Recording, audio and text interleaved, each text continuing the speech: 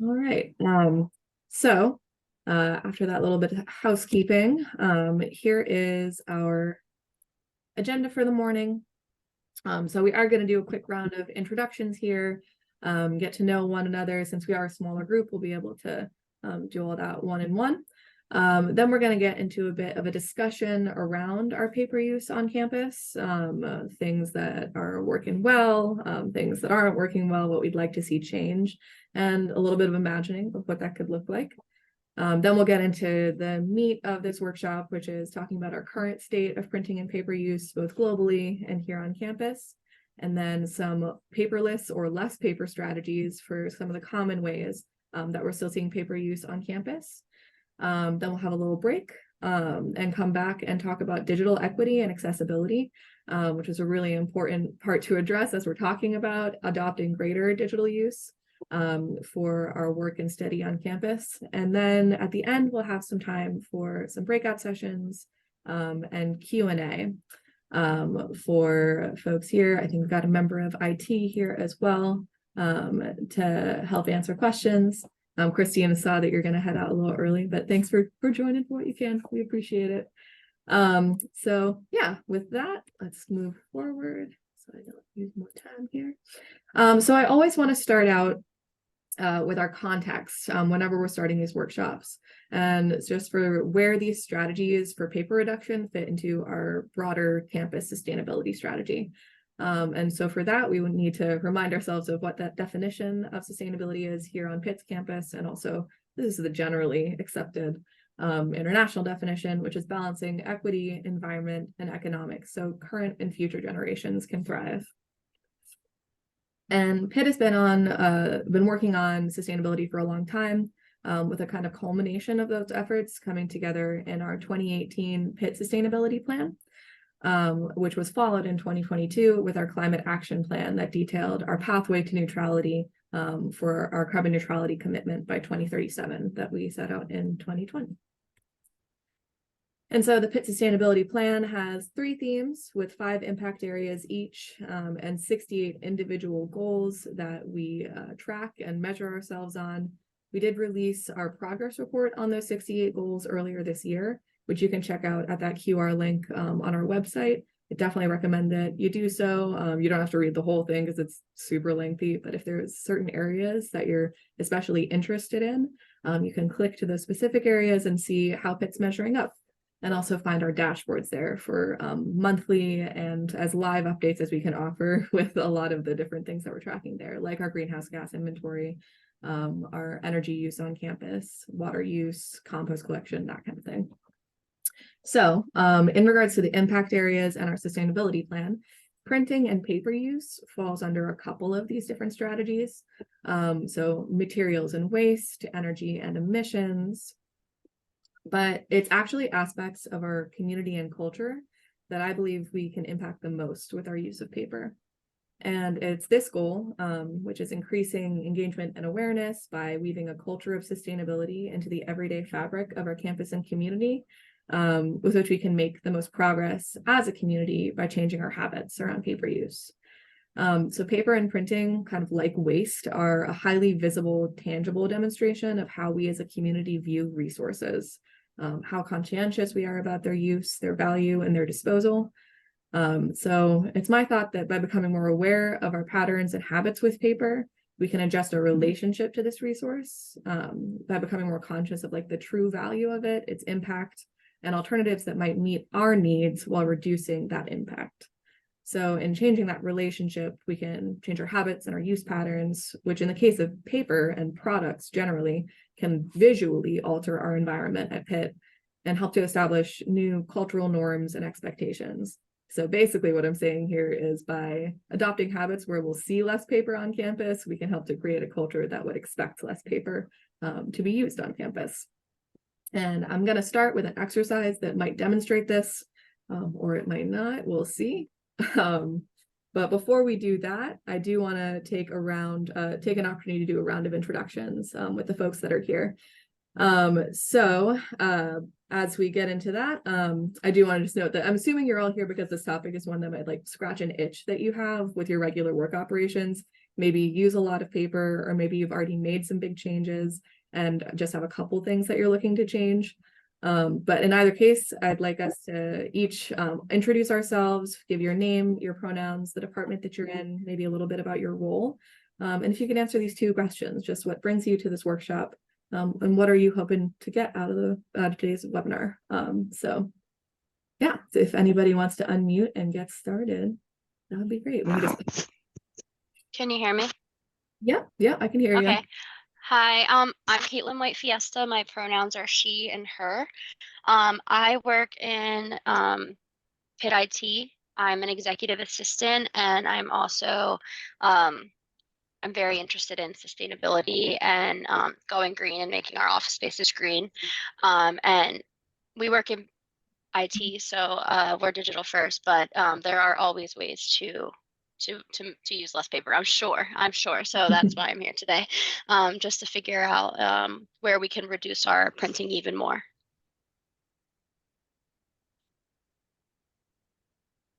Hi, can you hear me? Mm-hmm. Yep.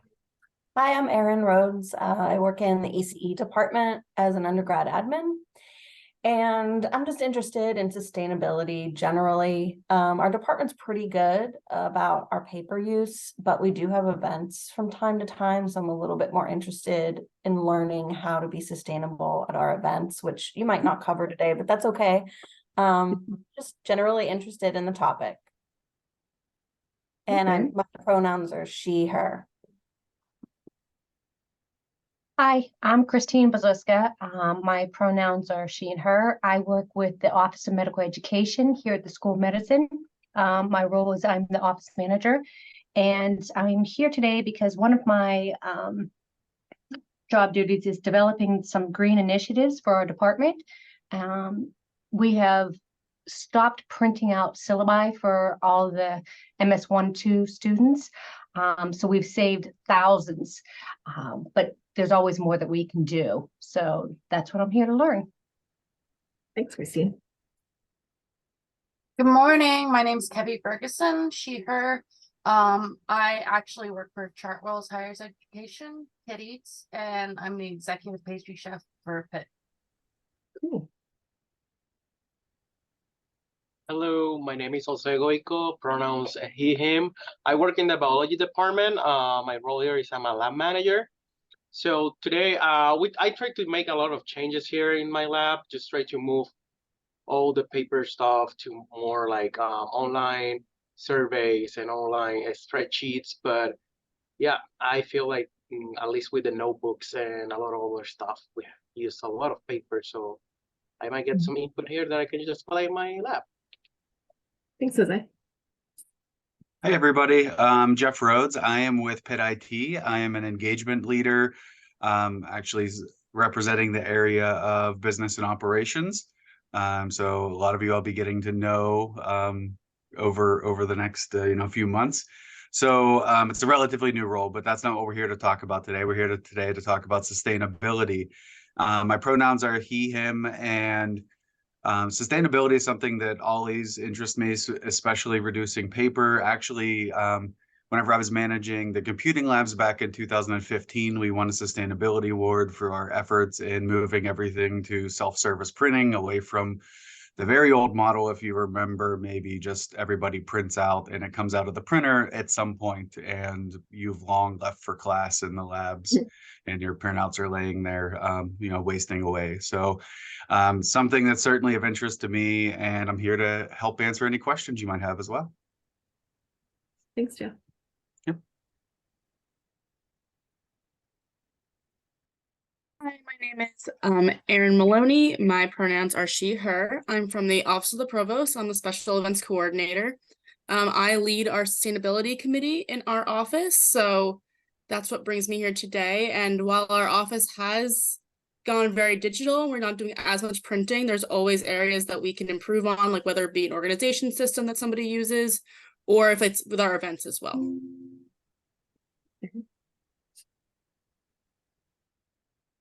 Anybody else want to hop on? I'll go next. Hi there. My name's Elizabeth Myers. I'm an administrative assistant. My preferred pronouns are she and her. I work in the Office of Inclusion and Belonging here in the 6th floor of William Pitt Union. And I have a specific goal that I'm working on. We reproduce a lot of flyers and post a lot of flyers, kind of like your title slide. We have, put some poster boards in our workspace, and I wanted to look for some digital options to help us be paperless, but still reach students. We have a combined staff workspace, but we're also in concert and in community with several student organizations and a student lounge. So really knowing that students are finding out about events on their phones through Instagram, trying to mobilize this transition to more of a digital engagement space as opposed to thumbtacks and staples. It's not just the paper, it's all those other things too. Yeah, absolutely. Thanks, Elizabeth.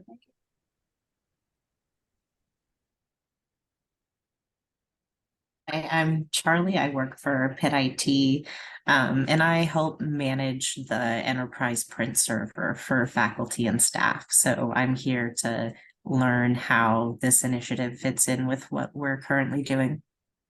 Absolutely. Thanks so much for joining.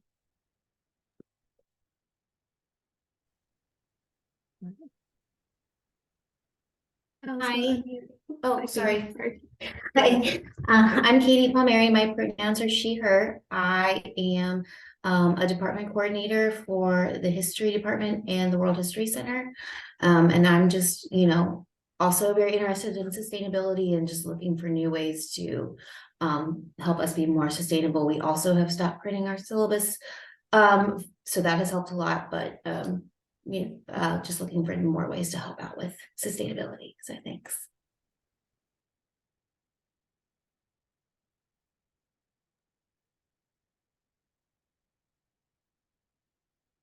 Hi, can everyone hear me?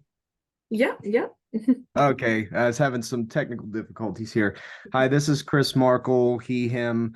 I am with the Office of University Communications and Marketing, and I am an art director with the department there in the marketing group. And anytime folks are talking about paper reduction and such, that catches my interest, obviously. I'm traditionally a print designer and been with the university a while, so I've seen those changes and how we've moved away from that.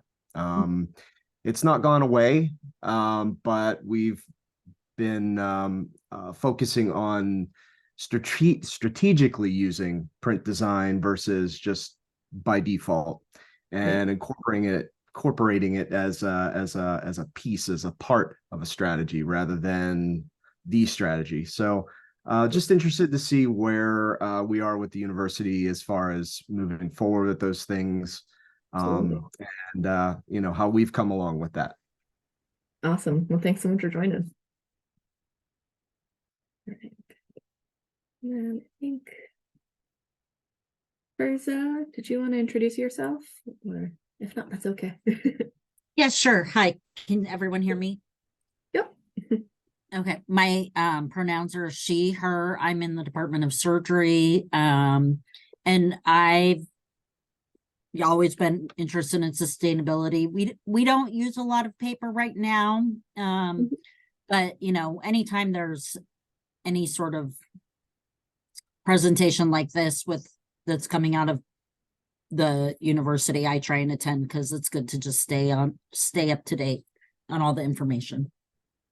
So thanks so much. Yeah, I was hoping that we would have some folks here from the School of Medicine and the departments in there, because there's definitely, some opportunities in there, and then also specific needs within those departments. Yeah, so glad you're able to join us. All right, I think that was everyone. But if I missed anybody, just let me know, or feel free to introduce yourself in the chat a little bit later on. So thanks so much for running through and introducing yourself. I do, these workshops in the future, I'm hoping to make them in person as much as possible to try and just help folks who care about sustainability meet one another and network with one another and help to build that sense of community. So hopefully this will be the only one for a little while that's digital only, but I did want to give us the opportunity to get to know one another in that way. So For the rest of our like breakout discussions or discussions for today, we're going to be using Jamboard, which I will pop in the chat real quick if I can find it. So if you are not familiar with Jamboard, oh, sorry, Christine, I sent that directly to you. I meant to send it to everyone. There you go. If you're not familiar with Jamboard, it's basically just another way that we can do what we would do if we were in person and had a bunch of those like big post-it piece of paper on the wall and we're writing up ideas on it, putting post-it notes on that idea and grouping them together to just brainstorm and formulate ideas together. So the way that it works is each of these pages on the Jamboard refers to a specific discussion question or a topic that we'll cover. And to add your thoughts on this topic, all you would do is on the left-hand side of that Jamboard, you'll see this, I don't know, these options that you can click on. So to add a sticky note and write your thoughts on it, just click what looks like a sticky note in the red circle there. And you'll get a pop-up with a sticky note. You can change the color, you can write into it, and then it'll post to the page and just move it around to the question that it's related to. You can change the size of it too, so you can group things together, but it's just a nice way for us to be able to share our thoughts that way without, you know, having to monitor the chat, which can sometimes be a little bit, oh, are other folks seeing that they need Jamboard access? Let me make sure that I have the right format on there. Okay, so some folks do have access, some don't. Let me make sure I've got this set up correctly. One moment here. Let's see. So we're going to share. We'll do anyone with the link. All right, Christine, is that working for you now? I just updated it, so cool. Looks like folks are joining. Awesome. So now if you go to the second slide, you'll see a discussion section. And that'll bring us to this first discussion here. So I wanted us to take some time to like brainstorm together and talk about what about either your or our as like a university current way of using paper and digital files isn't working all that well for you, what is working well, and any changes that you hope Pitt can make. So for these, you know, we've only got 14 folks, but I do think it's helpful to go into smaller groups to have an opportunity to just talk together about this, and also to have like a little less of the pressure of like a big group that we'd all have to like unmute and type together with. So we're going to do this question, and then I have a secondary question, which is to take it one step further from there, and you'll see this on the next slide. And when you imagine a Pitt that has adopted those changes related to printing and digital use, when it's working the way that you imagine it can like work best, what does that look like? Where are you working, with whom, and how? Oh, it looks like it might be view only access. You should be able to still add sticky notes and everything like that, even if it's view only access. Let's see. Everyone. Oh, here. Now everybody should be good. Sorry about that. Took me some time. So those are the two kinds of discussion questions. We'll leave the breakout rooms open for, let's say, like 5 minutes or so, so we can get things moving. But does anybody have questions about either of those questions or what you're being asked to do here before we go out into those breakout groups?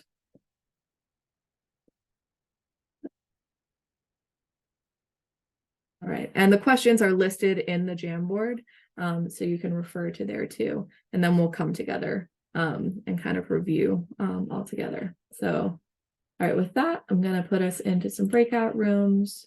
I'm gonna make 3 of them, 4 participants per room, and I'll see you guys back here in about 5 minutes. We'll say at 10:30. All right.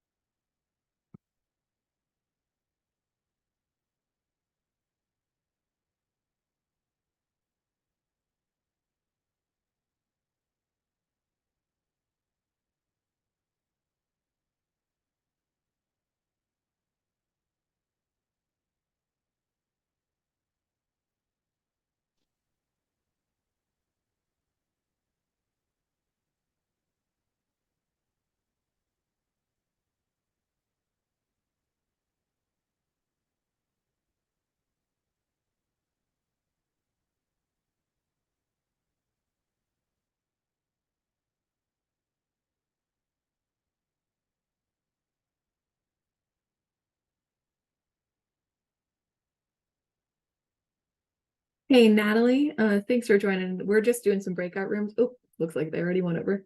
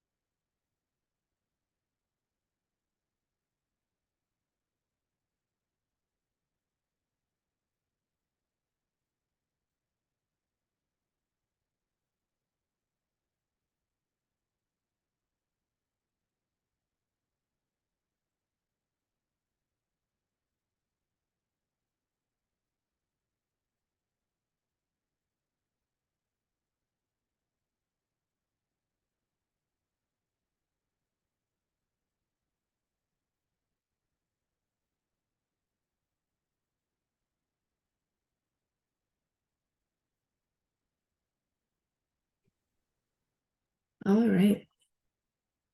Welcome back, folks. Oh, looks like the other rooms might not be closing out yet.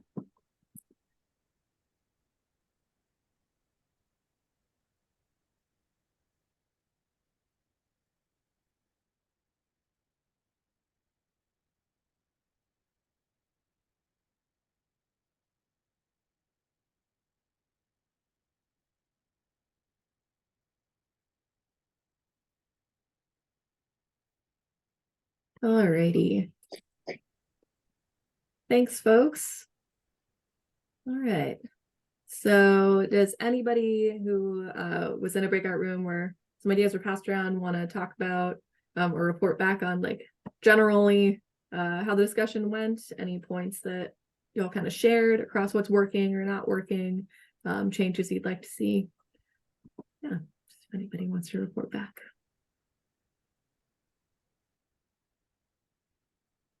This is Tirza. We were talking about the use of digital display boards around campus and how to, how to utilize those versus for like a Department of Surgery when you're trying to recruit people. In the past, you would just hang up flyers all over. But now, how do you access the digital display boards on campus if you're in a different department or even a different school, but you want to recruit students from across campus? Absolutely. Yeah, we'll talk about that a little bit later on today. Yeah.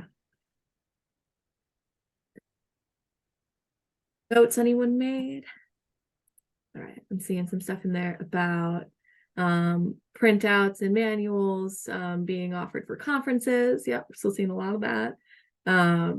Desktops for employees, yeah, the different hardware that's available, or maybe that is in the process of being phased out. But yeah, that creating some challenges for digital sharing. Let's see, cross university comms, yep. And then in terms of what's working well, DocuSign, OneDrive, well adopted. Yeah, reusing printout materials. Definitely seen a lot of departments and academics, especially some of the labs that I've seen like laminating some of their commonly used either assignments or instructions and things like that, or for flyering as well. I'm definitely seeing more of that. Looks like we didn't get as much into the imagining side of things, but that's okay. That's kind of a hard thing to just like jump into. It's something that I'm trying to establish for these workshops.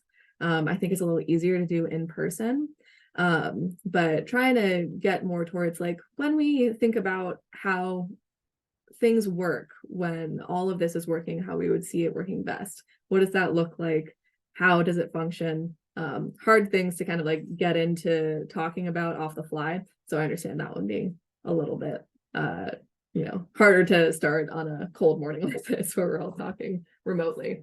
But maybe in the future, something we can look to do at our workshops. So, okay, any other discussion points anybody wants to make before we move on to paper globally and here at Pitt? Cool, let's get into it then. So talking about paper as kind of its global industry for both harvesting, pulping, and manufacturing. So globally, up until about 2014, paper use increased year over year. About 400% increase over the past 50 years of production is what we've seen. And globally, paper production hit 400 million tons per year for the first time in 2014. Apologies for this graph being a little bit blurry. So that was the same year that atmospheric CO2 levels exceeded 400 parts per million. Interestingly, not saying those two things are related at all, but just interesting to note that up until 2014, we were seeing like steady increases in all these things, or massive increases across the board. So we started to see some changes in this global trend in 2018. So that's where graphic paper that we encounter most often in academic and office settings, started to really level off around then. That's not to say, however, that the paper industry started leveling off in its production overall. We just saw a pretty big shift towards more packaging materials being created in 2018. So can anyone hazard a guess as to why we might have seen an uptick in things like paperboard and cardboard starting in like the latter part of the aughts of the 2000s? Amazon.com. Oh yeah, I was gonna say online shopping for sure. Online shopping, ship to home. Yeah, we've got a lot more personal shipping going on, and so they're shifting to meet the new demands of that market. So yeah, it's all still kind of working out to the industry growing for the most part. And for the most part, we're seeing this paper consumed by the largest consumer is Asia, followed by Europe and North America. Africa consumes only 2% of global paper use. Latin America and Oceania combined consume 8%. And yeah, this was from 2014. So this is an annual consumption that we're looking at here. And so the global average paper consumption per person is about 55 kilograms.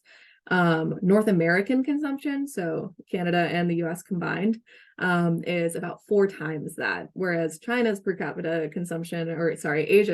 consumption is actually below the global average. So even though Asia's consuming the most paper in terms of overall per capita, yeah, the US and Canada far outweigh anyone else in the globe. So the US is by far the world's largest producer and consumer of paper. Per capita, the US alone, our paper consumption is actually 6 times greater than the world average, about 25% greater than Japan, which is the world's second largest per capita consumer, which is a little hard to see captured in this version of a global graph. Also, this graph with the feet, it's pretty funny. This comes from the Environmental Paper Network, if you want to check out more stats that they've put together. So the average American office worker is estimated to use a sheet of paper every 12 minutes. That's a ream, which is 500 sheets per person every 2.5 working weeks. And that means disposing between 100 and 200 pounds of paper every year per person. So in the US, the recycling rate for paper, 68% in 2018. Compared to other commodities, is the highest rate for recycling, or sometimes the second highest after cardboard, just depending on the market value. So globally, paper is recycled at a rate of about 58%. So still relatively high as far as recycled commodities go. And in the US, what this has meant is it still resulted in 17.2 million tons of municipal solid waste in a landfill in the US, which is about 12% of all paper consumption. And that landfilling and the recycling both have impacts for communities near pulp plantations, mills, recycling facilities, and landfills too. So we're going to talk about that a bit more. So as I mentioned, the US is the biggest producer of paper products globally. The pulp and paper manufacturing is actually the third largest consumer of energy in the US manufacturing sector after chemical manufacturing and petroleum refining. And these do create environmental impacts to those living near mill and manufacture. Pulp and paper mills in the US produce about 245,000 metric tons of toxic air pollutants every year. That's volatile organic compounds, sulfur, dioxin, things like that. But global trends in paper production are shifting.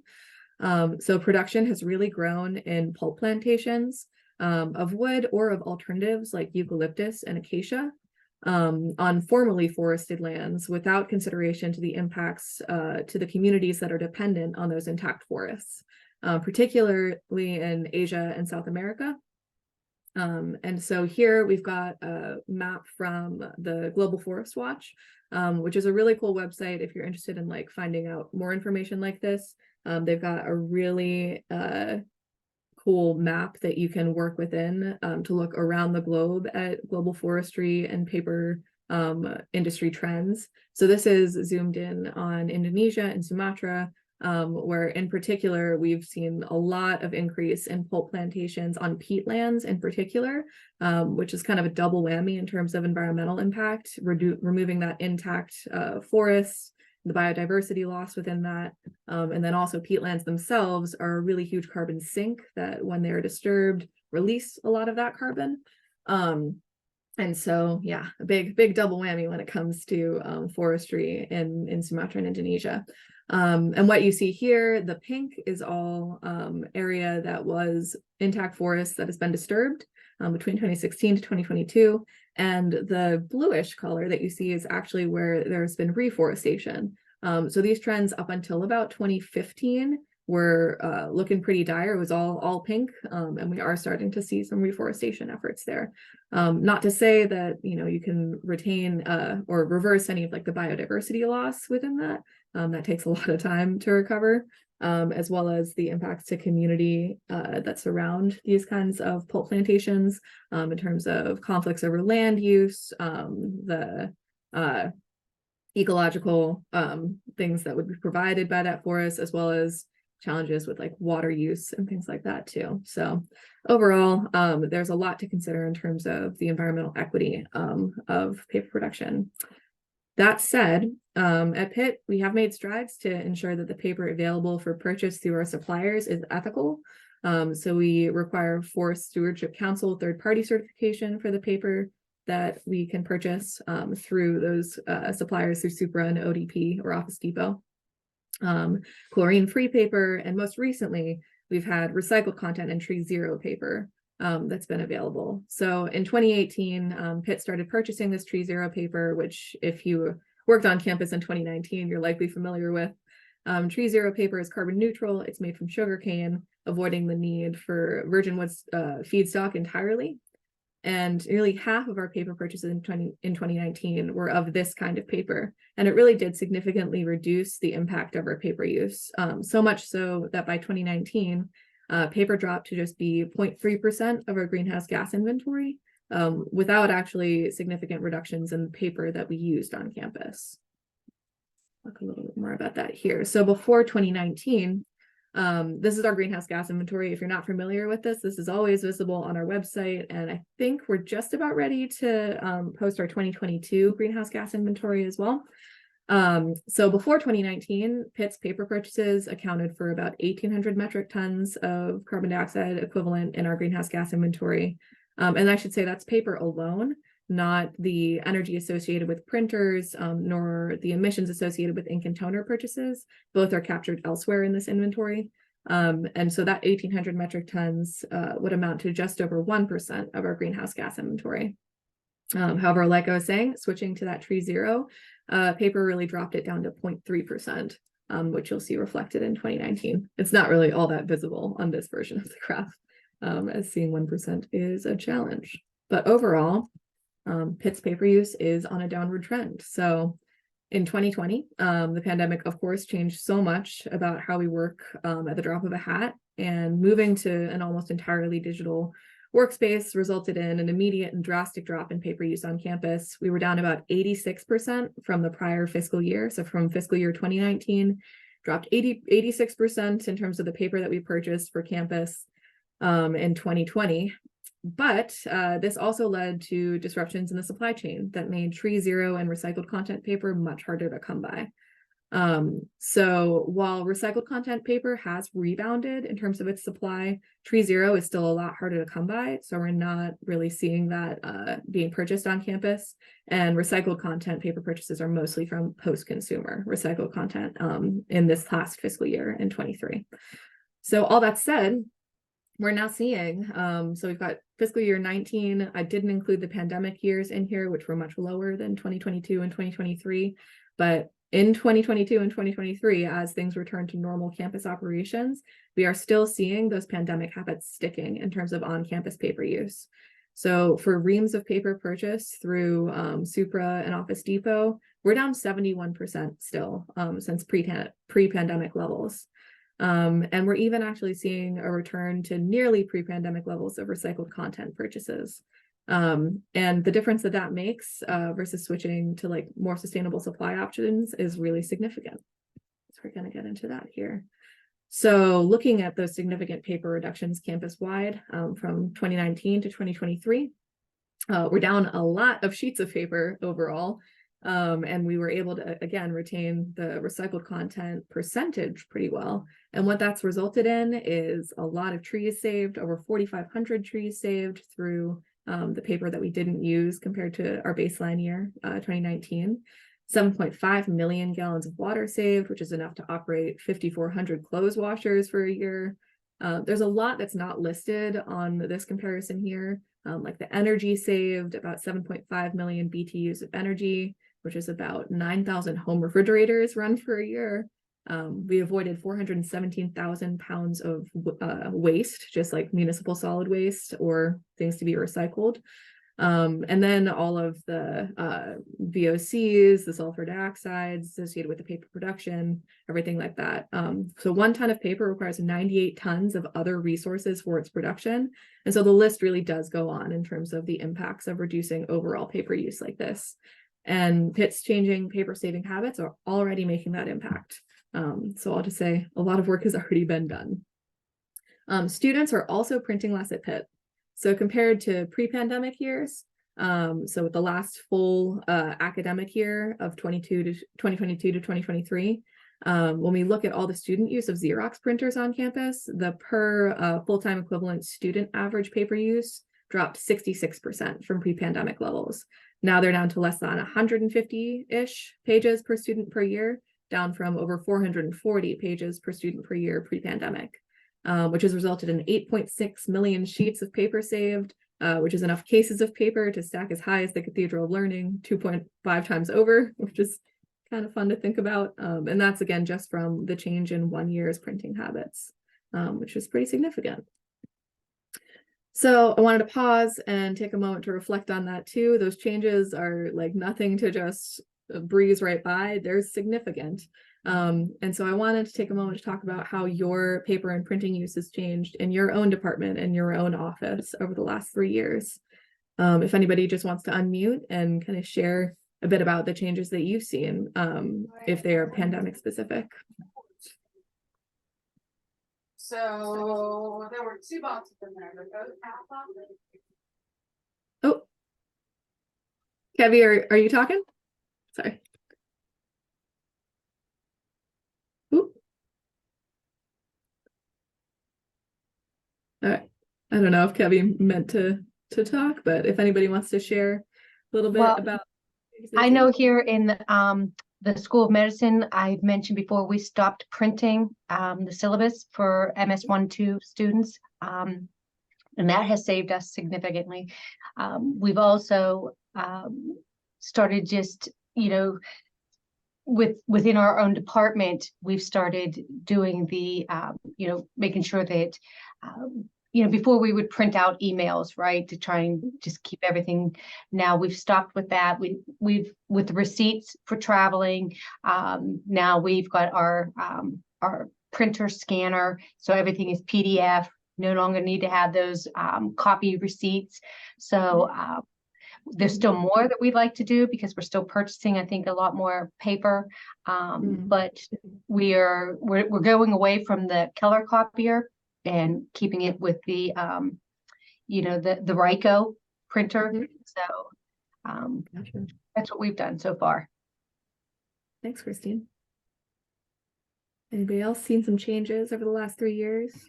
Share about? So in Pitt IT, we removed all of like the personal printers in every office, and we now only have like a main printer in both of our office spaces. So there's only one printer, and people very rarely ever use it. I don't even know if half of them realize that we have a printer, but Nope. yeah, that definitely, not having individual printers has definitely saved us a lot of money on paper and ink as well. Anybody else? Chat here. Yeah, from a different perspective, what I've seen because I deal with commercial printing, paper on a commercial level, the price has gone through the roof since the pandemic. So we've had price increases. If anybody purchasing any kind of paper has seen it, but you can imagine on a commercial level, and availability, although it has gotten better since 2020, it is still not where it was, and couple that with the pricing, it's still very high. So that's caused some folks to change their mind about some things. Yeah. Have you seen folks having to choose like more digital options because of just the price alone, and that being like a primary driver? Sure, that pushes them along for certain. And also with the digital printing is so good now. So what that does is you can run less. You don't need to run the large quantities that you used to have to. Oh, okay, interesting. So it allows you to, it's inexpensive in the long run, and it allows you to just run smaller runs of things and really kind of makes you rethink of what you actually need. Yeah, that's great to hear. All right, anybody else want to offer up anything changes in the last couple of years? Cool, well, thanks for that. All right, we'll move along here. So talking about printing and higher ed overall and some of the trends that we're seeing there. Overall, yeah, we're definitely seeing the trend away from print. It's just like common kind of across a lot of industries. We are seeing a lot of our like sister universities, I guess, doing things like reduction pledges, mainly aimed towards students. So this is an example from UC Berkeley at their Haas School of Business, where they did a campaign with the Association for the Advancement of Sustainability in Higher Education, or ASHE. And they ended up reducing their paper use by, I think it was about 12% over like a month-long campaign with students at this particular business school. So we're seeing things like that, reduction pledges. Definitely seeing a lot of folks having adopted online learning management systems that were in some cases in place before the pandemic, but in a lot of others where they had to adopt it last minute. So the equivalent would be Canvas here for us. We're seeing paperless transactions for a lot of different administrative functions across lots of universities, with HR, timesheets, work orders, the registrar, admissions, all of that transitioning to a lot more digital options there. We're seeing a lot of campuses also doing default mail opt-outs. So if you're like a new staff or faculty member, opting out of having a mailbox entirely, being an option that some universities are doing. Or in other cases, limiting the number of mass mailers that any department can do internally, to like share to different departments within the university per academic year, which is kind of an interesting thing. And then we are seeing a lot of campuses move towards networked printing, so shared devices like Caitlin was talking about, and a print release function that will make it so, you know, when you go up to a device, it won't be printed there automatically for you. You have to either enter a PIN or put your card on the device to release your print. And that reducing a lot of accidental prints, unnecessary prints, that sort of thing. And so this is highlighting that a little bit from a couple of different examples from ASHE.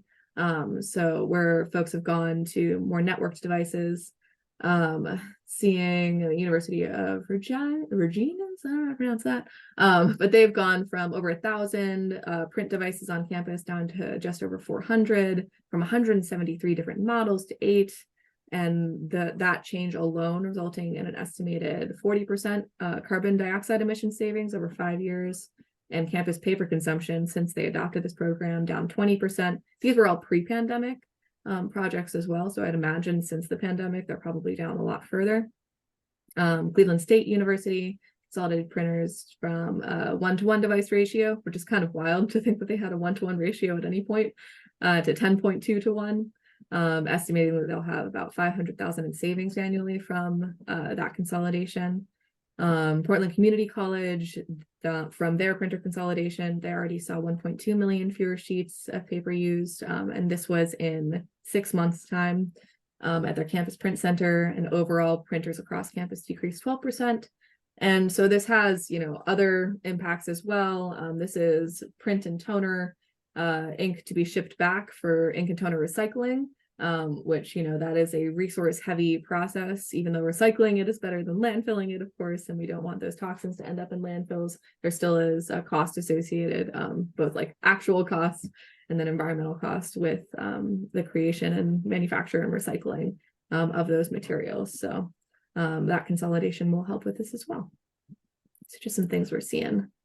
All right, so in terms of Pitt's paper saving goals and what we're looking to do as a university, as far as on-campus printing goes, we just want to look to maintain whatever are the positive outcomes of our printing habits that were adjusted from the pandemic.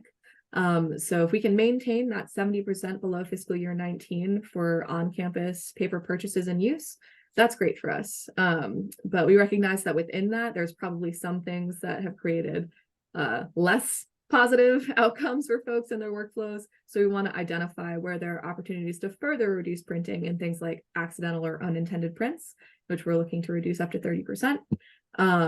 And then also look for, okay, if there's systems that aren't working well because folks don't have the right kind of printer or device in their department and they actually do need to be printing something, looking to adjust those sorts of things.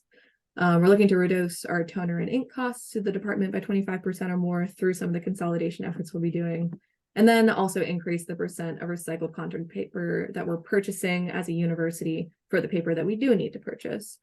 So always looking to increase that. If we can get back to tree zero paper, that'd be great. Although that's kind of out of our hands with the supply that we're seeing right now. I know a lot of folks preferred the tree zero paper to the recycled content for its like functionality within the printer. So we'll see. Basically, that's something that's market controlled as well. But if we reduce our overall paper use, then it should be a lot more feasible to even purchase the recycled content paper.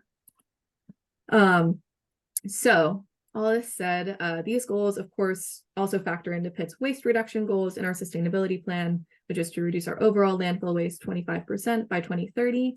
And reducing that landfill waste means that we can both reduce the overall amount and then increase diversion. So we know that most of the paper that we're using on campus is being recycled, so that would still contribute to this through diverting from that overall tonnage from the landfill. And that's also part of why our strategy is continued reduction and transitioning as much paper purchase to recycled content as possible. So we've got the hierarchy of waste over here on the right that points us towards source reduction and reuse before we consider recycling, composting, and other diversion from the landfill. But we know that when we're looking at paper in particular, there's a lot of resource savings when it comes to purchasing recycled content and actually recycling that paper so it can continue to be used as feedstock for creating more recycled paper. So we want to be able to support those two things while also aiming to maintain the reductions that we've seen on campus. All right. So now getting into strategies for paper reduction. Ooh, we have moved right along in time. Sorry about that. So we're gonna talk through several different kinds of paper use that you likely encounter throughout your work, throughout the classes that you teach or support on campus, and some different digital solutions that are available to you, just as kind of an introduction. I'll also refer you to opportunities to dive deeper into those through courses with Pitt IT, through the faculty and staff development program, through LinkedIn Learning and things like that, if you are looking to explore more. So this is kind of an overall introduction. As we talk through each of these, there's going to be a Jamboard page for each of these functions. And I'd love for you to add in sticky notes of other strategies you've used to reduce this kind of paper, and also any particular challenges you have with reducing this kind of paper in your work. Those are, things I can take back to the print reduction working group to troubleshoot, talk about, well, what are some solutions that we could try and pilot for dealing with this, or is this one of the sorts of paper use on campus that we're going to need to make sure we can support into the future. So, and if you guys need to have that Jamboard again, I'll pop it in the chat one more time, just so everybody can see it, and this will start on the third or fourth page on there. So starting with paperless filing and sharing, probably the most common thing that we need to do on campus, and that we would have used paper for. So we have several different things that Pitt IT supports on campus for storage, sharing, and for storage, filing, and sharing of documents of different kinds. So OneDrive is the enterprise system that the university has for file storage, updates, syncing files of all kinds. And these are backed up to the cloud as part of our Microsoft Campus Agreement, which everyone's now automatically opted into as a student or teaching faculty and part or full-time staff. So this is the recommended form of file storage, as other systems like Box or Google Drive, they're not directly supported by Pitt IT. And Jeff, if I'm wrong about that, please correct me. And they just don't integrate as well into the Microsoft Office suite, or they don't have like quite as much functionality as you might see. So staff have a quota of 5 terabytes of online storage for files of up to 250 gigabytes each. So we'll talk a little bit about cloud storage management and maintenance a little later on. But if you're not yet familiar with OneDrive, or your department isn't using it, Pitt IT can help move your department files over if you get to migrate. And so what you can use this for is it's really a best fit for working on your own files. They're private until you change the permissions to share them. And I can honestly say, as evidenced by this year's Clean and Swap, which is our annual office clean out and reuse event, we had about 50 housing carts worth of file storage, file folders, and office paper that were donated to the event. So I think that folks have really made this transition towards using this form of file sharing and storage across campus. So yeah, it was pretty wild. I wish I had a photo of it to share with you all, but yeah, it was a lot of those plastic file folders and incoming and outgoing letter boxes and things like that. But if you're not familiar with OneDrive, or you know about it, you use it, but you're not positive how you can use it to like effectively share files and do like there's a lot of functionality with OneDrive. You can head over to LinkedIn Learning, formerly lynda.com, where there's lots of different resources and videos about different things you can do with OneDrive. And there's also an introduction coming up through the faculty and staff development program on November 16th that you can definitely check out. Oh. All right. So moving on here. So Teams, it's another helpful tool to organize and share files with relevant members of your team on specific projects. They're still shared and stored in OneDrive, but it's just a way to make those files more accessible and more easily shared with your whole team in your channel files. So Teams channels have a lot of different functions and apps to help your workflow too. Like you can add a calendar for your team. You can conduct polls within the chat. You can conduct surveys within each channel's chat as well. So these are really best used for project-based collaboration and file sharing, and can help cut down on like email threads that you'd have to keep track of back and forth between different members of your team. And of course, there's live documents that you can all be working in the same way that you would if you shared the permissions individually from your OneDrive. But this is a way to kind of automate that a little bit more by adjusting like the team itself. You can have separate channels within your team that are like more specific groups, and you can also make those private. You can lock them so that only you can invite different members. There's a lot of functionality in here. And for this too, there's another course coming up in November with Pitt IT through the Faculty Staff Development Program, so you can learn more about it if this sounds like something that would be more of a fit for the way that you function and do your work on campus. And then SharePoint sites. So these are a third common tool for file storage and sharing. They function more like a library or an intranet site and are really helpful to help automate workflows, like any approvals or signatures that you might want to have based on the creation or the addition of a document to your files. Pitt IT has a really great array of resources to help you learn how to build and use a SharePoint site or subsite. And that's at this pitt.sharepoint.com. They kind of function similarly to a Teams channel if you create a SharePoint group, which is just, you know, the group of individuals with the same permissions regarding a set of files or a project. So I know these all seem fairly similar, but there are like different uses that are best case for all of these different file sharing and collaboration apps. Basically, in essence, it really comes down to your communication preference and project scale. But overall, all these features make it much easier to store and share files than opting to keep physical paper that isn't a live document that you can edit collaboratively with your team members. Overall, yeah, that's what we've seen is folks don't have any problem with moving over to this for the most part. But so did anybody in the Jamboard have any thoughts on filing and sharing, things that you've done a little differently, or ways that you've used any of these apps to cut down on paper in your offices, or any challenges that you've come across with using these?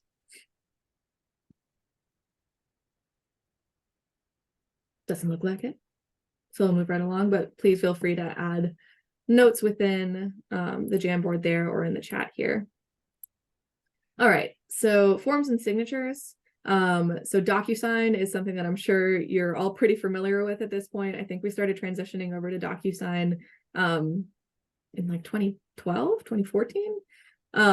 So in any case, DocuSign is commonly used now for nearly all of our signatures and forms, especially internal to Pitt. It's really helped reduce paper use significantly in HR and the registrar, from what I've learned.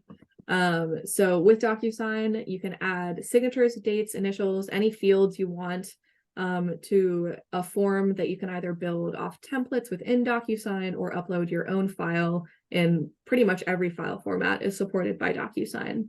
Also, if you work with a lot of signatures and forms, you can create your own reporting mechanisms within DocuSign.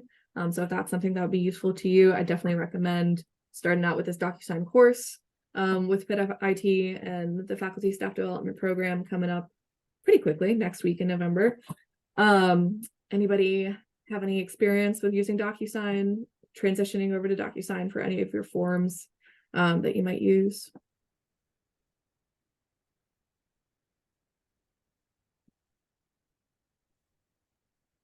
I think the hardest thing for DocuSign, I mean, I love it. I'm a big proponent of it, but I think when you're in the School of Medicine and people have use UPMC email addresses and you use your Pitt, that is one hang up with the whole DocuSign, is trying to figure out which, email address you're supposed to be using. But otherwise, DocuSign is amazing. That's a good point. That's a challenge that we have for a lot of different things, is when we're in like a Pitt space, but it's a UPMC employee or the other way around. Yeah, that's kind of a common challenge that we have for a lot of different things with sustainability, actually. So yeah. All right. So moving over to paperless fax, this is something relatively new that the university started rolling out this past summer, I believe. So the university is transitioning over to an e-fax system.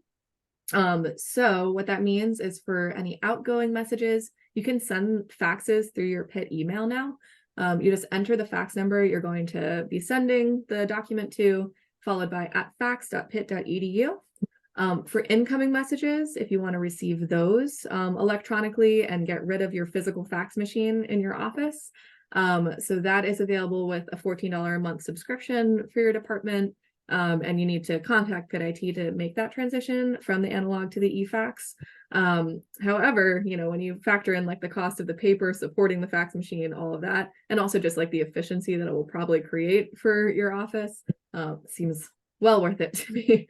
But what this will do is you can set up either a Teams channel or a Microsoft group to automatically send those files that'll come through the e-fax to a group file folder, so multiple folks can access it with different permissions according to whatever's needed for your team. So that could be a great way to cut down on some of those unnecessary prints that would come through the fax, and you'd ultimately just be recycling. Out of curiosity, does anyone here still have fax in their office? You can just like do a hand or anything.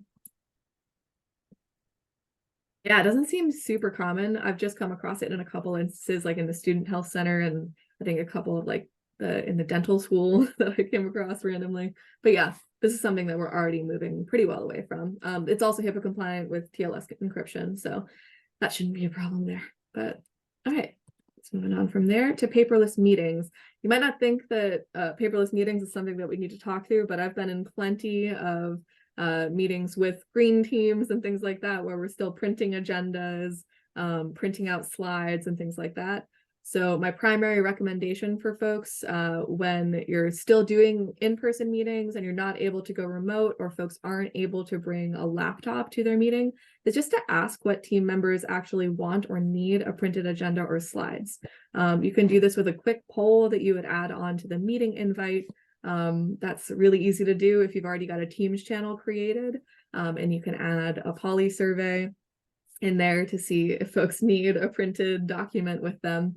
Also, if folks don't have a laptop or a tablet that they can bring to a meeting for reference, choosing a room to host your meeting where you have a screen that you can cast or project the agenda onto, so folks have that for reference and don't need to be, you know, looking at their own device. So those are the primary things. If you can't, just ask folks to bring their laptop or tablet to take their notes or for reference. However, that said, being able to bring your laptops or devices into your meeting, or to consider virtual hosting for a meeting that you would have, that really enables a lot of better collaboration. So you can have live editing of documents that way as you're working.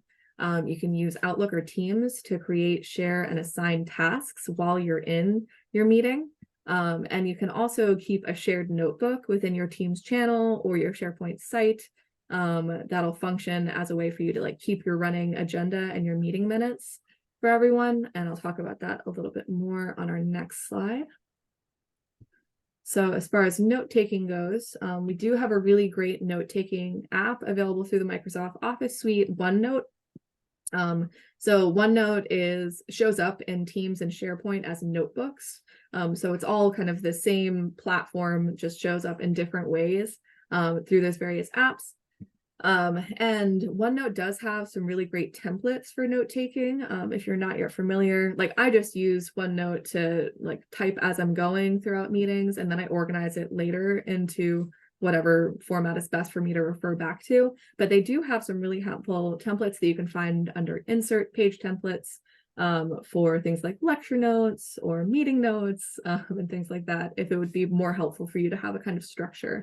Or if you use a certain structure in your own, like if you have a physical notebook that you take notes in, you can set up your own template that you can then copy over anytime you're starting a new page of notes. So if you're someone who does like bullet style note taking, you can try and replicate that within OneNotes, which is really helpful for visualizing some of all the information that we're taking down on a given basis.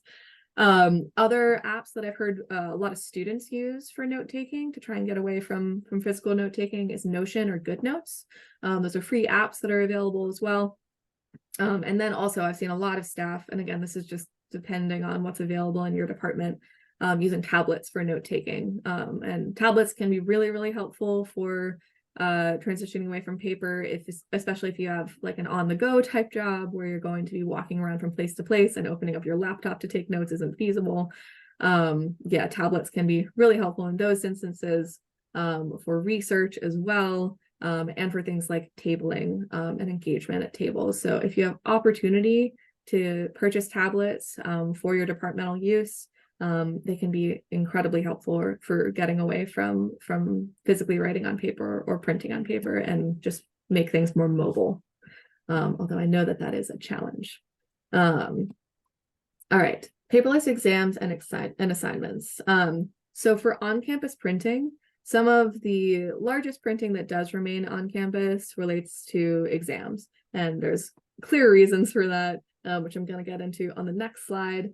But overall, for online and digital, paperless or less paper classrooms, we do use learning management system Canvas, which is fully supported by Pitt IT and the University Center for Teaching and Learning. It's integrated with Turnitin for digital assignments, and there are integrated online testing and quizzing options as well. One of the other things that we recommend for getting away from paper, not so much in terms of what you're printing, but in terms of books that are required for classrooms, is to use open educational resources, or OER. So these are resources that are available free of charge. They're internet-based for the most part. So, you'd access them online through the library system. And yeah, that makes them a lot more accessible for the students in your classes, with those, being an open resource, that doesn't have the cost associated that a lot of textbooks do. You can add an OER attribute code to your course so that folks can more easily identify what those more accessible options are. Also, allowing laptops and tablets for note-taking in your class can go pretty far in reducing the paper needed. And then similarly to the paperless meeting recommendations, collecting students' preferences for print and versus digital file and assignment sharing at the beginning of each course can reduce unneeded prints, while also making sure that everyone's needs are met within your department. And if that's information that you can collect via survey at the beginning of each semester, and then maybe that's information that you can share with the administrative, so academic support staff in the department, so that folks can adjust the total number of prints that they'd be doing for assignments, for exams, more so for assignments. We'll talk about exams on this next slide here. So, of course, a big reason why we're still going with paper for exams is because of concerns with doing testing online on a laptop or a desktop, especially now that we're seeing so much generative AI. And so the university is already doing a lot to address concerns with generative AI and academic integrity. The UCTL has a lot of faculty resources already. This is from their page, and the generative AI committee that's constantly assessing advancements in the space and looking at things like AI detectors and lockdown browsers. So right now, the University Center for Teaching and Learning's kind of line on AI detectors is that they're likely to produce false positives. And so they've actually turned off the AI detector within Turnitin, within Canvas, and instead are recommending different ways to incorporate AI and assessment and assignment, or into assessments and assignments, by creating clear parameters for when to use and how to use AI. So they've got recommendations for how to include language about that in your syllabus, so that students know that we know that they're going to end up using it. And so here are some helpful ways to use it, as opposed to just saying, don't use it overall.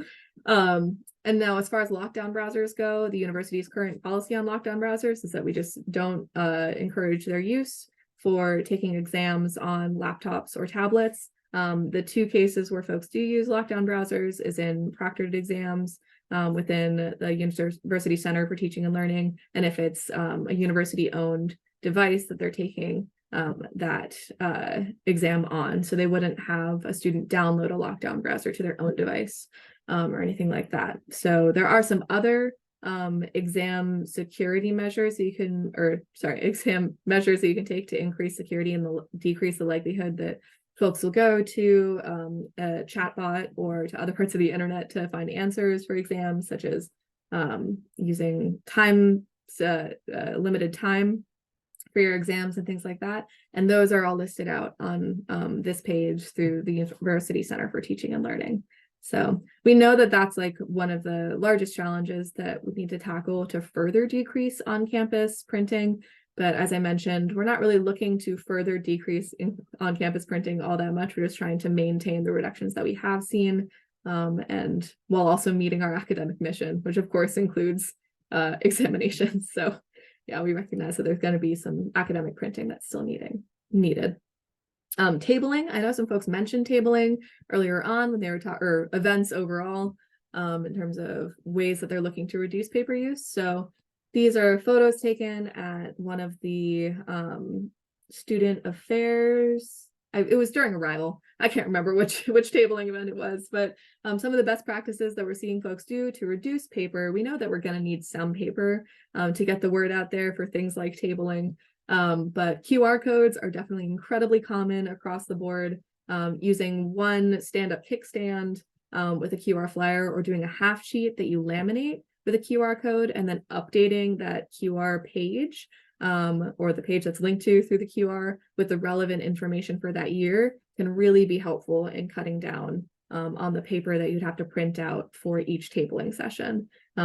So some best practices there are really to have a page that's specifically for your outreach and tabling that you would keep updated, as opposed to something that's like a static page or a page that refers to other programming that you wouldn't, that isn't either relevant to that QR link, or that you wouldn't want to change.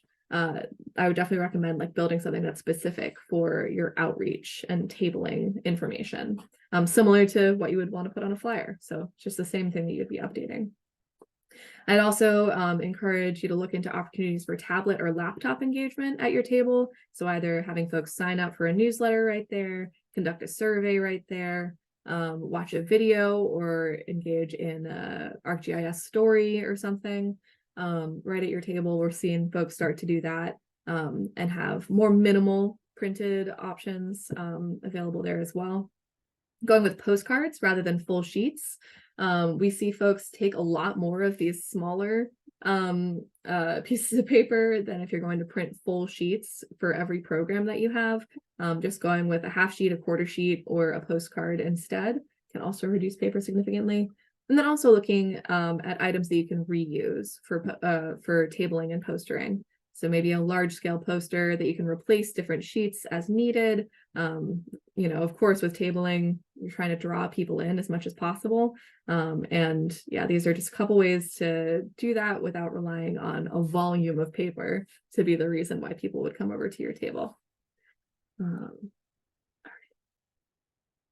So for campus outreach, that was mentioned a couple times when we were first brainstorming what's working well and what could work a little better on campus. So for newsletters and annual reports, of course, UCM has Campaign Monitor, and you can reach out to them to establish your own Campaign Monitor account. You need to create your own disk lists and everything within that. But it's a good way to use, university-owned application to create mass emails that look really nice and are in conjunction with university branding, and get your information out there. Sharing your annual reports or magazines via issue as well. We know a lot of departments are doing both right now, so digital and paper mailings of these options. So just looking at where there are opportunities to just share the digital, considering that.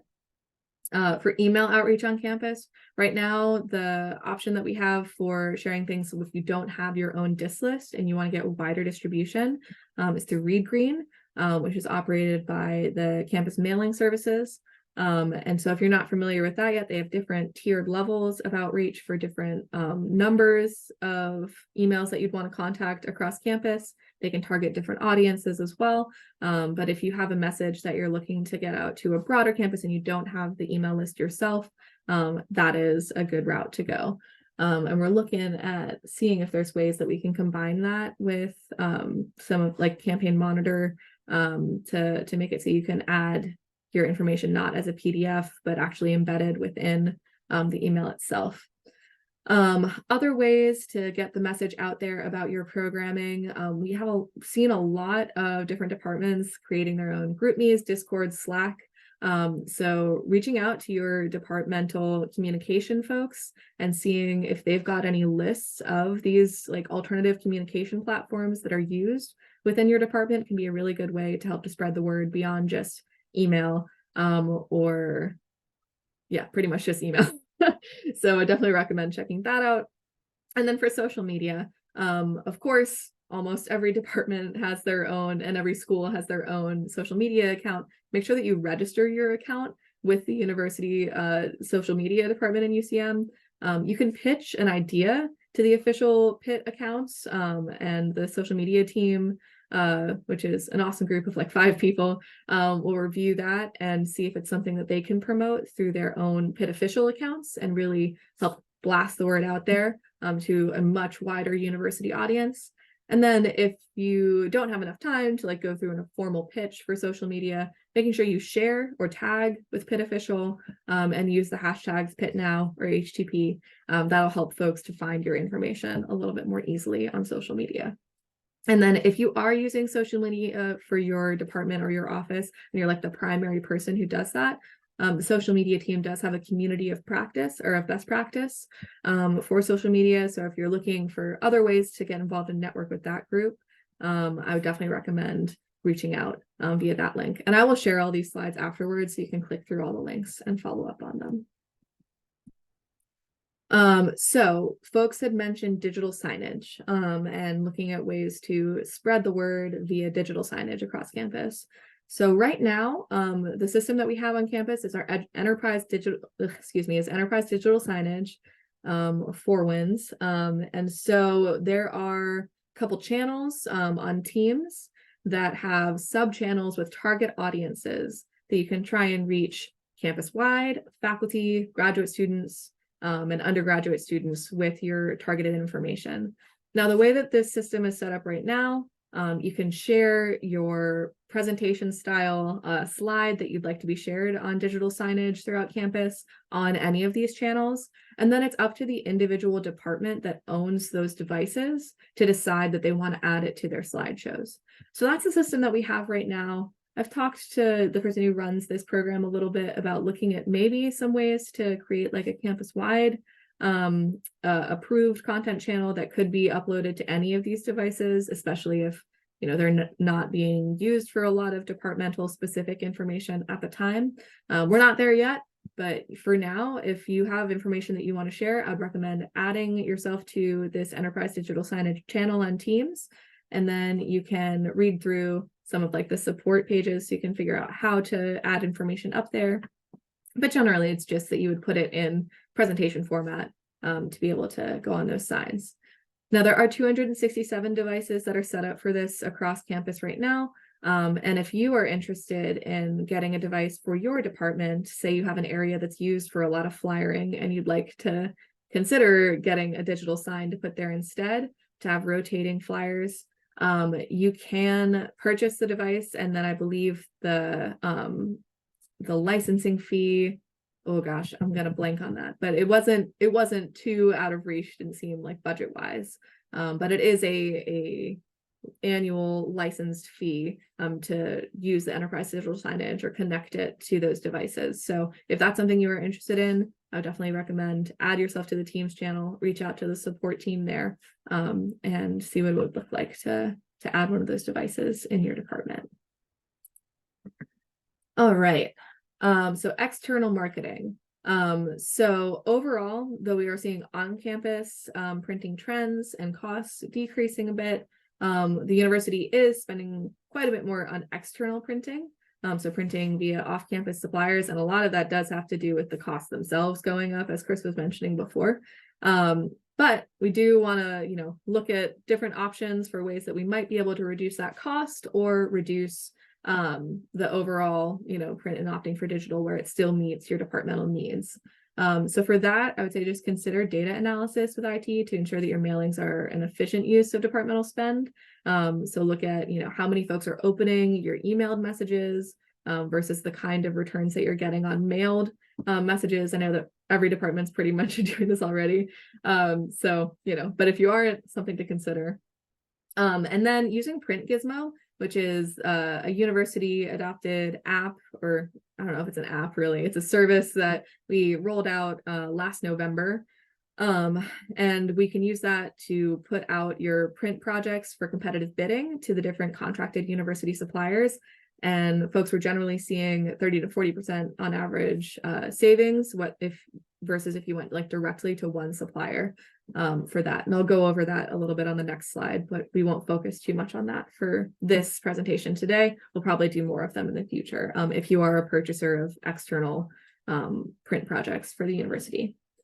And then some digital alternatives just for you to be aware of for mailing and fundraising, campaign monitor, again, just to email and track your things that way.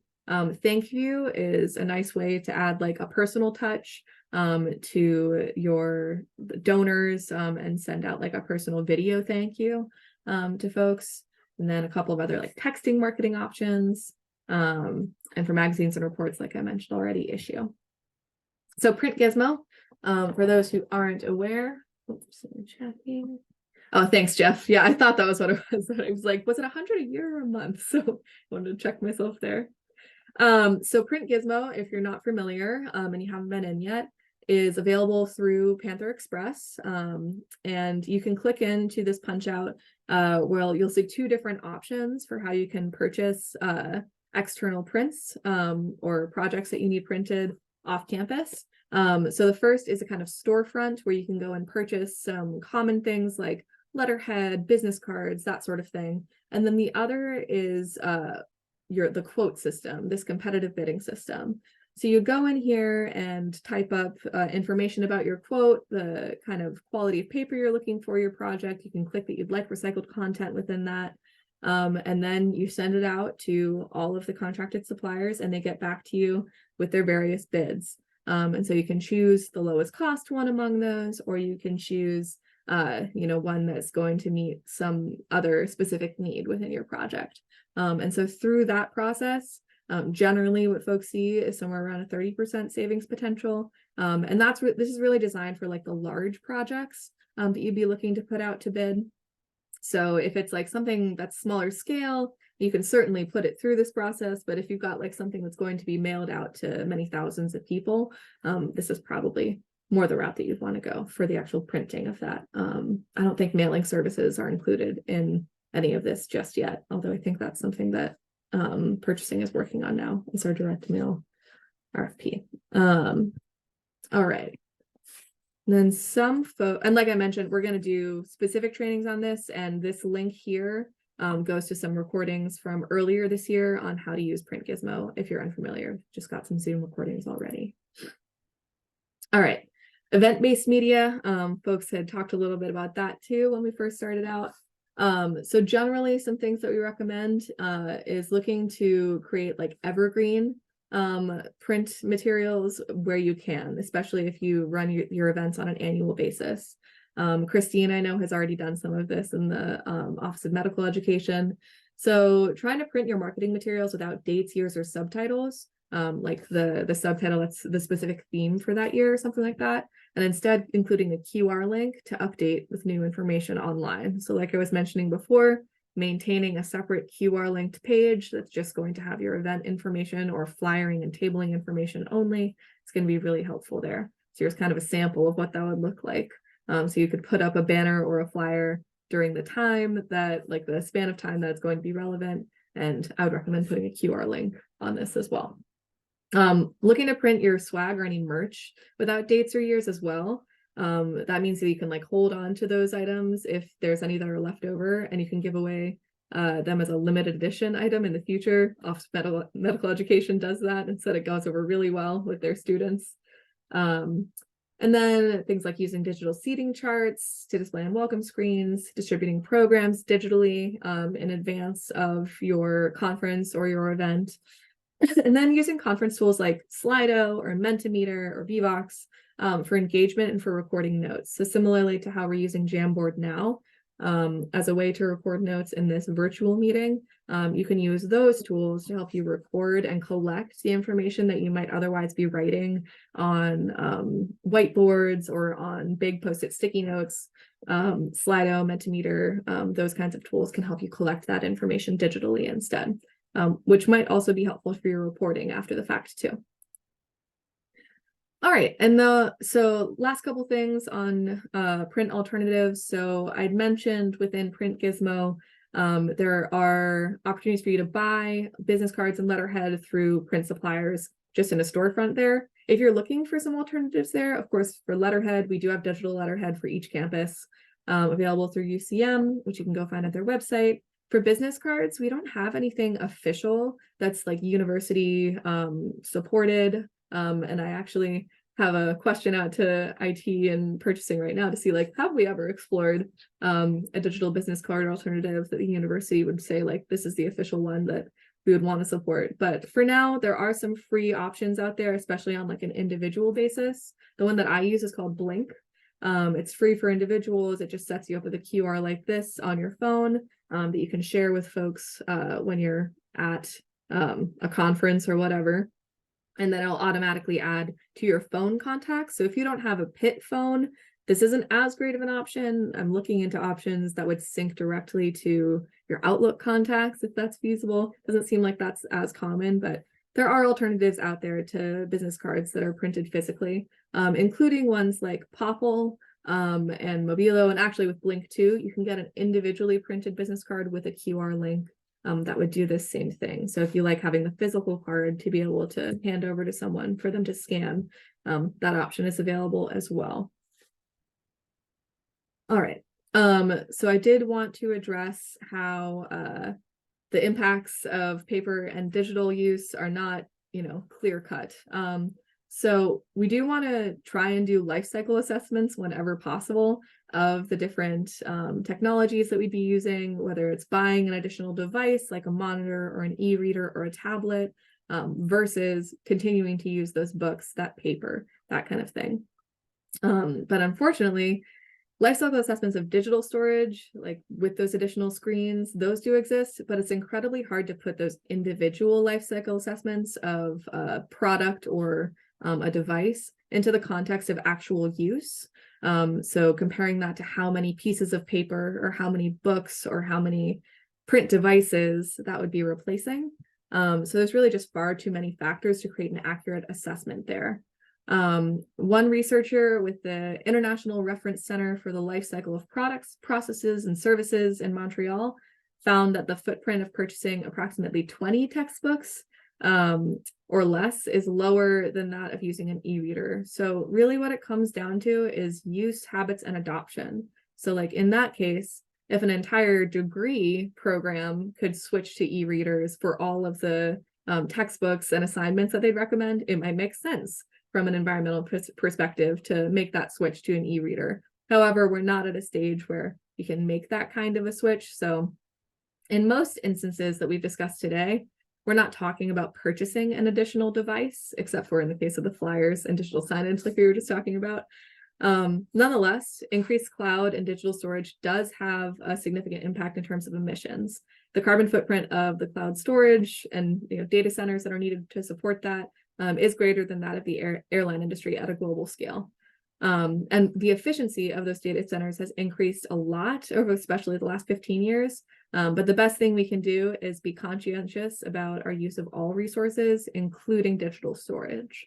So with that said, here's just a little bit of best practice about how to manage your cloud storage efficiently and use it as like an actual resource that is material, not literally just a figurative cloud that's up there. So being conscious of the size and necessity of the files you store. If you're someone who uses audio, video, and photographs for your work function, if you're downloading those things from like the DAM or from Panopto, don't upload those to the cloud unless you need to. They're already stored from wherever you're downloading them from to your device. So I would recommend like not adding that back into your OneDrive unless it's absolutely necessary. Comparing that, let's say, to like PDFs, and Word documents, the cloud storage necessities of those kinds of documents are a lot less, of those files, that is, are a lot less. So you don't have to be as concerned about individual PDF, Word files, that sort of thing. But when you're looking at more complicated content like audio, video, and photographs, you definitely want to be conscientious about that. Make sure you're emptying your trash and spam folders, deleting emails you no longer need. Excuse me. Those are all just like good housekeeping for your files. Also minimizing duplicating files in multiple locations. That's also just going to be good for your brain to not lose track of which file you have. I see we've got some things on another chat. Okay, cool. All right. So I've gone way over the time that I was expecting. So I'm just going to roll right into the digital equity and accessibility section and then go into our Q&A. Since we are low on time, my apologies, Jeff. I know that you're here for the Q&A section and I've rolled right over it a little bit. But just as we're talking about digital, increasing our use of digital options, we want to make sure that we're making those things accessible for everybody on campus. So there's a really great course that's available through the Office of Diversity, Equity, and Inclusion on digital equity and accessibility. I just took it last week. And I think they do it on a semesterly basis, I'm pretty sure. So if you're interested in that and you want to take the Diversity and Inclusion Certificate Program, it's part of that series. So I totally recommend taking it.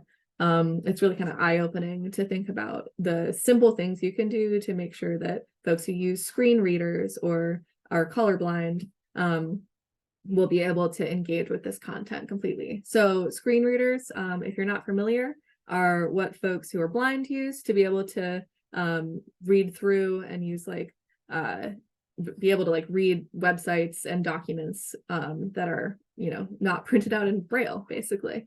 So screen readers use outline functions on a website and on whatever documents you're using to be able to move through the document in a logical way. So creating a structure for your document using headings and styles is a really important way to make sure that it's not just a wall of text that screen reader is encountering. Similarly, making sure that all of your hyperlinks, because oftentimes if we're building like a website or a document, or like for this presentation today, the hyperlinks are like kind of the meat of the content that we're referring folks to. You want to make sure that those hyperlinks make sense out of context and use plain language. So not so much saying like, click here and linking that to find out more, because what that will happen for the screen reader, or what that will make happen for the screen reader, is when it's tabbed over, or when you're going to like find hyperlinks, it'll just say click here, and you have to expand out and read the entire like paragraph surrounding that link to understand what's in it. So instead it would be like something like this. The link says the FSTP DICP courses, as opposed to click here with the hyperlink for those courses. And also alt text for images. So this is something that you can do in any document or website where you're uploading media. Just taking the time to type in a brief description of what is in that image, because when the screen reader pans over that image, it'll just read whatever alt text is there. So if there isn't alt text there, it won't show up on a screen reader at all. And that really limits the experience of oftentimes a lot of the media that we're sharing out with folks. So definitely would recommend doing all those things. And then for some tools that you can use to help you make your documents more accessible digitally, Word has its own accessibility checker. It's not a perfect system, but it is a great tool if you're just getting started with, you know, learning how to put all of these things in place as you're making documents and just making it a part of your workflow. That can help you be aware of like what you're missing as you're learning how to identify those things. There is a WCAG assessor called Site Improve that you can use to assess your actual websites. That's also linked through the Diversity, Equity, and Inclusion website. And then a color contrast checker, which is really helpful as you're building like flyer content as well as digital content. You can put in the hex numbers of whatever content you're putting together, and it will tell you whether it passes these two separate forms of like a colorblind test. You want to aim for all of these to pass, but I believe you just need it to pass AA to be WCAG approved. And that is a requirement of us as a publicly funded institution. All of our websites are supposed to be and documents are supposed to be WCAG accessible and pass all of the guidelines there. So definitely recommend checking this out. There's a lot of resources that are available through the Office of Diversity, Equity, and Inclusion that you can check out. But just definitely wanted to make the time to touch on this while we're talking about increasing digital options. All right, so I was going to have us go in breakout groups, but as we have only 20 minutes left and a lot of folks had to hop off, I'm just going to switch it over to a broad Q&A. And Jeff from IT had hopped in as well to answer if there's like any particular questions. Thanks, Jeff, that I don't know as the sustainability person. But yeah, does anybody have any questions about any of the different digital solutions that we've talked through today? Or paper things that you want to troubleshoot with us? I'll open up the Jamboard too and see if there was anything there.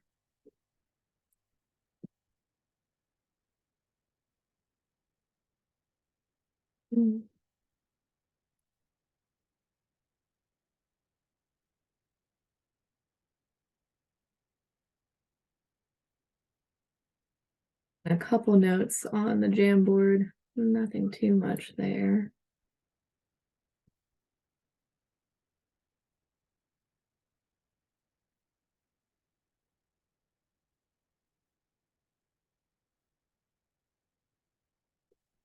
Oh, one check here.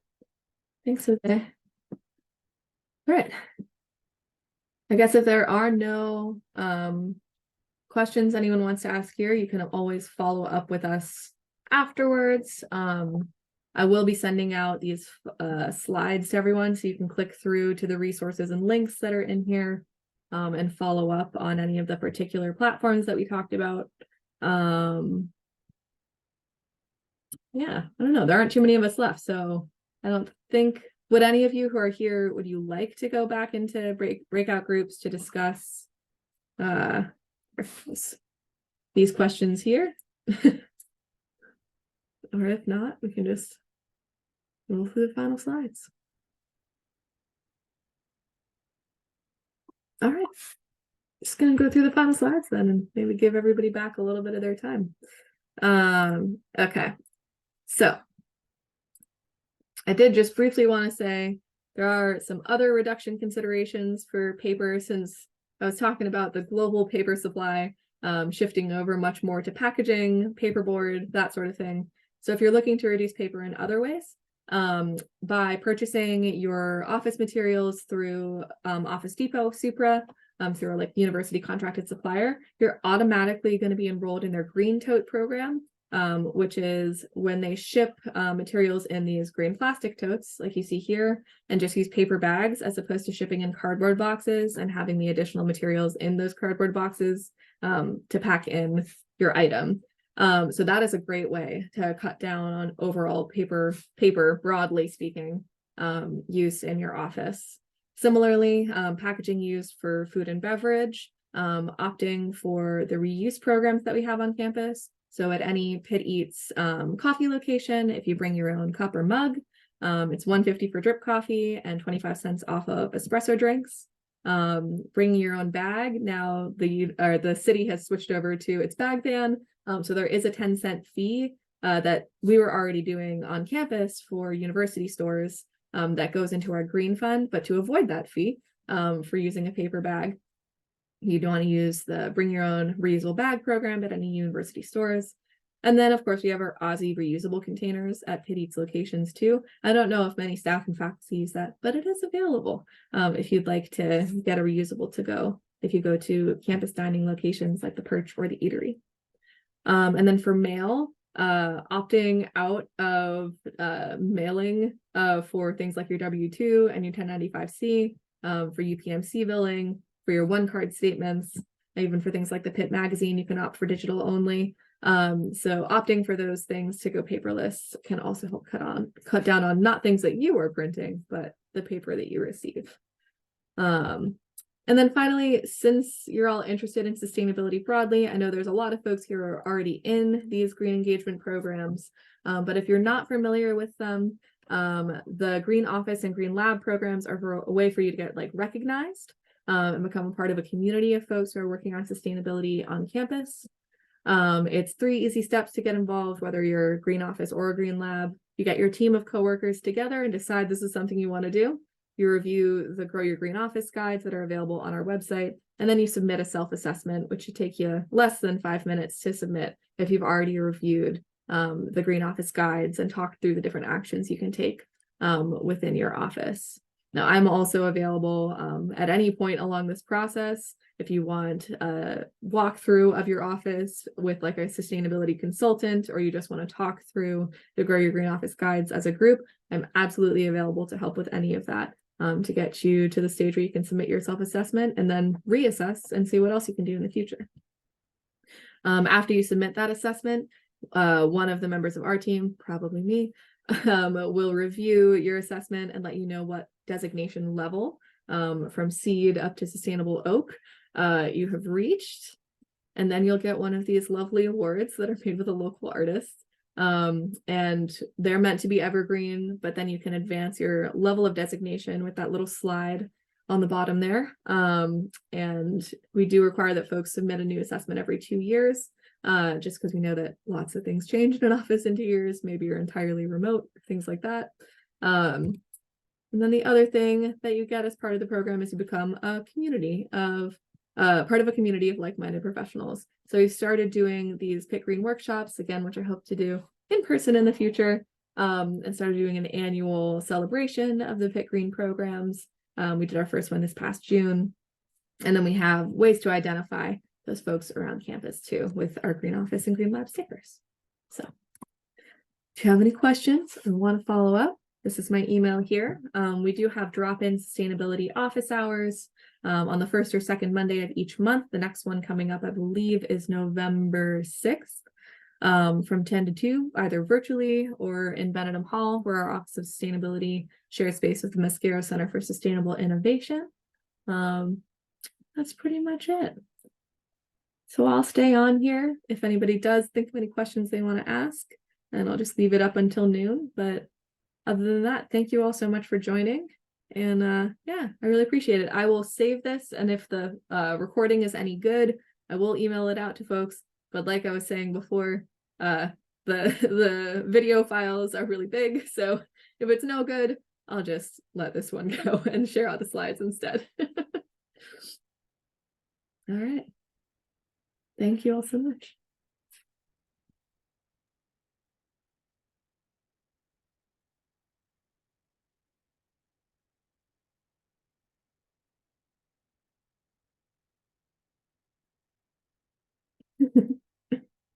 That was a lot of talking for somebody with a cold.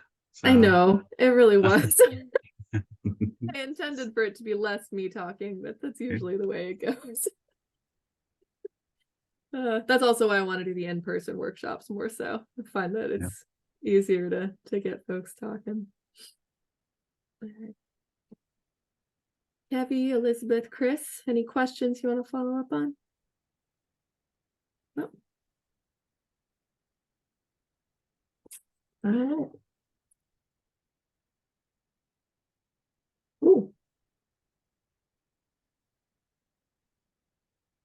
All right. Thanks so much for coming, Jeff. Sorry that we didn't have any. Absolutely. No, that's all right. This It was really good, really enlightening. You did a great job with all of the technology, and Thanks. I think you were able to explain some of it better than maybe some of our IT folks understand. So I spent some time with like the OneDrive teams and SharePoint, because I'll tell you, as a new employee in January, I was like, oh, what are all these? But they really are. So there's so much that you can do, especially like I'm building out some Teams channels right now, and it is wild how much you can like build within there that makes it so folks can have to do a lot less, which is nice.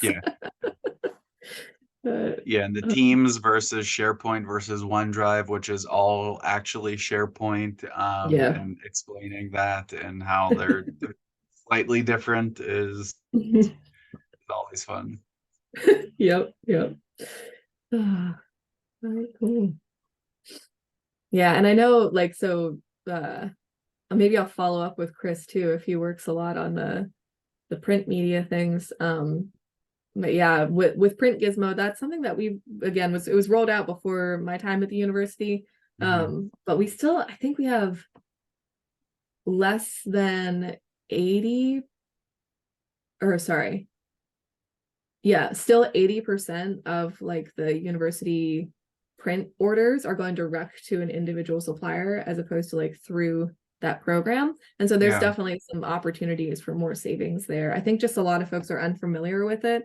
So we're looking at putting together some like specific trainings for purchasers through Panther Express with that. Because it's just, yeah. And that's not so much on a print reduction side of things. That's more just like, you could save some money. You could save some money, yeah. But hey, that gets them in the door and thinking about it. Yeah. Saving money.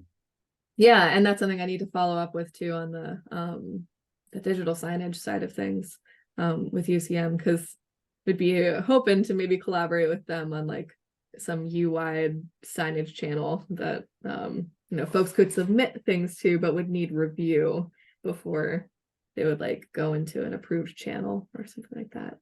Yeah, and so that's interesting, and I can help you with. So I used to be the digital sign service owner. So really? I'm Cool. very familiar with so Four Winds, whatever its new name is now, because it's no longer Four Winds. Geez, like it's a complicated system because it's really just we provide the licensing and that's kind of it, and then everybody can kind of just do whatever they want with their own sign. And I know I've worked with University of Communications before, and they're very interested in doing something like you said, but we have faculty members who are like, this is my sign and I just publish, like I just put how I got published in this journal, and like this is my sign just to promote my work, and I don't want anything else on it. And then we have signs in areas where people are very open to putting other stuff on it, but all we really have, we used to have the box folder, and then we switched over to the Teams channel whenever we were doing the box migration. So yeah, but we do have, with the ability of the software, to create, like you said, a channel that people could just listen for, opt into, and it could play for 5 minutes every hour or something like that you opt into, and then we could just have whatever players want to listen to that channel would get the official public. So from a technology perspective, that's absolutely something we can do and set up and start promoting. So that would probably maybe be it Doug is like Davis from an the tech education side. sort of there too. Like if there's if we could, if that's something that like the Office of Sustainability could help to facilitate, is like the conversation with folks who do own the existing devices around like, you can totally like keep it with just your own content, or you can opt into something that would be UI to help get the word out about like cool things going on. And that's the thing, is there's benefit for everybody then, right? Because then if you have the ability to submit your content there and get it on additional signs as well. So there's other stuff that we're working on, just helping folks be more familiar with, but that's where IT and us can come together. Yes, I think that like even with those FSDP courses, I feel like a lot of folks don't know about them, or LinkedIn Learning. Like it's just folks don't know those all exist. And I know, like, I'm gonna sign up for as many of those FSDP courses as I can heading into the fall, but I'm gonna be out of town for most of them, unfortunately. Also, I'm doing the DICP courses right now, so I'm kind of maxed out on training hours, which is a good problem to have. I think it shows that the university's doing a lot to try and keep us all up to date. So. Yep. All right. All right. I think we lost Well, Elizabeth thanks. and Kevy, so Yep. I guess I'll just close it out. All right. But it was really nice to meet you, and Yes. maybe we can follow up about. I know that. Oh gosh, I'm gonna blank on the name of the person who's currently managing the digital signage. I Doug talked with him. Davis. Yeah, Doug. He was great. But maybe if we can follow up on that. Yep. That thread sometime soon. Lots of different moving parts with this whole project. So Yes. yeah. All right, cool. Well, very nice to All meet right. you again. Have a Yeah. great rest of your day. All right, Thanks, you bye. too.